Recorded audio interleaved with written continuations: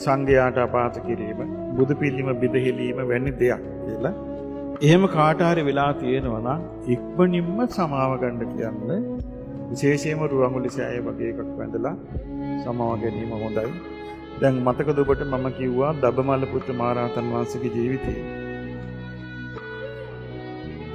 විපස්සී බුදුරජාණන් වහන්සේගේ කාලෙත් පැවිදි වෙලා හිටියේ. කල්ප ලක්ෂයකට කලින් පදුමුත්තර කියන බුදුරජාණන් වහන්සේ කාලේ පැවිදි වෙලා විවරණ ලැබුව කෙනෙක්. විවරණ ලැබුවා කියන්නේ ගෞතම බුද්ධ ශාසනයේ අනිවාර්යයෙන්ම රහත් වෙනවා මේ තනතුර ලබනවා කියලා ලැබුව කෙනෙක්. විපස්සී බුදුරජාණන් වහන්සේ කාලේ පැවිදි වෙලා රහතන් වහන්සේ නමක් කියලා දන්නේ නැහැ. භික්ෂුවකට ශූද්‍රයා කියලා බැන්නා. ශූද්‍රයා කියන්නේ නීච කුලී මිනිහා කියන්නේ. ඒ කියලා බැන්නා. කල්ප 91කට කලින්. එතකොට මේ 91 කල්පයේ තුල යම්තාක් වාර ගණනක් මිනිස් ලෝකේ උපන්නාද ඒ හැම වාරයේදීම අභූත චෝදනාවට ලක් වෙලා තියෙනවා.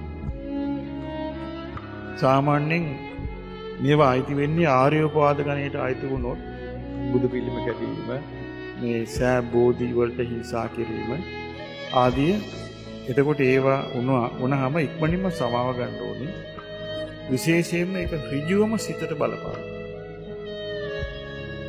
ඊළඟට සිදුවම තමන්ගේ සංසාර ගමන ඍජුවම බලපාන. ඒ නිසා රුවන්වැලි සෑය වගේ තැනකට ගිහිල්ලා මාගේ සිත කය වචනේ දැනුවත්ව නොදැනුවත්ව සිදු වී ඇති සියලු වරදට මට බුද්ධ රත්නයෙන් සමාව ලැබේවා, මට ධම්ම රත්නයෙන් සමාව ලැබේවා, මට සංඝ රත්නයෙන් සමාව ලැබේවා කියලා මේ සමාව ගන්න. ඒ විදිහට. මොකද හේතුව සොයා නොබලා මිනිස්සු තවත් මිනිස්සුන්ට බයින එක දැන් මේ රටේ තියෙන සාමාන්‍ය දෙයක් නේ. මේ රටේ ලොකම විනෝදාංශයේ මිනිස්යාගේ නිന്ദාපහාස කිරීම. එකිනෙකාට නිന്ദාපහාස කිරීම තමයි මේ අපේ රටේ තියෙන හොඳ ට්‍රෙන්ඩින් විනෝදාංශය. ඕගොල්ලන්ට ඕන නම් මොනවා හරි කළා වැඩිපුර views ගන්න හොඳට කාට හරි අපහාස කළා දාන්න සුටු ගාලා වෛරල් වෙනවා. එච්චරටම මේ නිന്ദා අපහාස නැමැති කුණු රසට ඇබ්බැහි වෙච්ච පරිසරයක්. එතකොට අර උතුම් දේවල් හිතට ස්පර්ශ වෙන්නේ. ඒ නිසා මේ නිന്ദා අපහාස වලින් ත්‍රිවිධ මොනවා හරි අපහාස වෙලා තියෙන එක සමාව ගන්න එකට අමතරව තමන්ගේ පෞද්ගලික රුචිකත්වය වෙනස් කරගන්න. ඒ කියන්නේ කවුරුවත් කාටවත් කරන නිന്ദා අපහාස වලට සෙට් වෙන්න එපා. ඒක අනුමෝදන් වෙන්න එපා. ඒක ෂෙයා කරන්න එපා. මේ බලන්නකෝ කියලා යන්න එපා. එතකොට ඒව වෙන්නේ.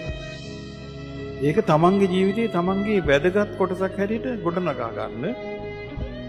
අපහාස කිරීම කියන එක තමන්ගේ ජීවිතයට ගන්න එපා. අනුන්ට අපහාස කිරීම, අනුන්ට නිඳා කිරීම, අනුන්ට ගැරහීම, ඒවා අනුන්ට ගරහලා නිඳා කරලා කමෙන්ට්ස් දැමීම, ඒව තමන්ගේ ජීවිතේ කොටසක් කරගන්න එපා. එතකොට තමන් බේරිලා. ගොඩ මහන්සි ගන්න එකට නැත්නම් ඒක පුරුද්දට යන්න පුළුවන්. ඇද හොයන එකයි බයින එකයි. ඒකට යන්න එපා. මොකද අපි කාට හරි බැනලා කමෙන්ට්ස් දැම්මා කියලා ඒකේ ලාභයක් නැහැ. ඒක එතකොට ඒ කමෙන්ට්ස් කියවලා මිනිස්සු නිකන් ඔය එක අතහැරලා දානවා. මේ කවුරුත් හැදෙන්නේ නැහැ. ඊට ඒ වට යන්න එපා. හොඳම දේ තමයි ඔයගොල්ලෝ තරුණ වයසේ කමෙන්ට්ස් වලට පුරුදු වෙන්න එපා. පුරුදු වෙන්නේ නැතුව මේ සාමාන්‍ය අද හොයනවා, බයිනේවා, නිന്ദා අපහාස කරනේවා ඒවා අහන්න එපා. එතකොට තමයි මේ හිතේ තියෙන අර පැත්ත ඇවිස්සලා එන්නේ. අපේ හිතේ තියෙනවනේ මේ අනුන්ට නිന്ദා අපහාස කරන රටාවක් හැදිලා. ඒක ඇවිස්සලා ඉන්නේ එතකොට.